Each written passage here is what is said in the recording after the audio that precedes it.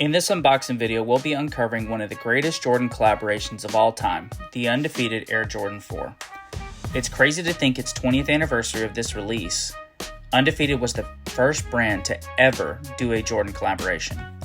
The shoe has amazing details and materials, and the tongue has Velcro Jumpman patches and a set of orange laces, and so much more that we'll dive into. Undefeated was founded in 2002 by Eddie Cruz and James Bond in Los Angeles, California.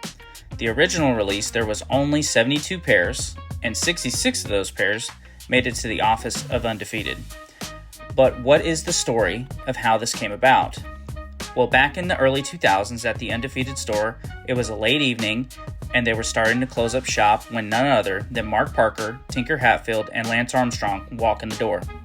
When they asked what would they want to do for a collaboration, it was originally going to be something about telling a story for the BlackBerry phone.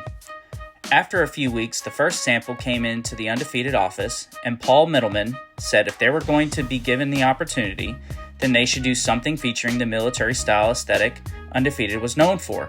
Hence, the Bomber Jacket MA1 colorway was born. If you haven't watched the complex interview with Matthew Welty interviewing Chris Gibbs, which is actually the Union LA founder, and James Bond, you should. It was an awesome interview hearing the story of how this Grail was brought back. Something I never realized was Chris Gibbs was and has been working with Undefeated since 2003, when he first moved to LA. He is also the creative director for Undefeated. When Chris and James were asked did they ever think that they would bring this back, they initially said no. But over time, things changed, and it felt like a great way to introduce an iconic collaboration to a new generation. They even hint that maybe the M&M 4 happened because of all the rounds of samples being passed around. Back then, there were only 6 to 8 stores that would do collaborations with Jordan Brand after the Undefeated released. Something they have been very vocal about has been stating that the changes to the 2025 versions were purposeful changes to keep the 2005 version still a holy grail. This shoe originally dropped in Chicago July 25th, 2025 for exclusive access.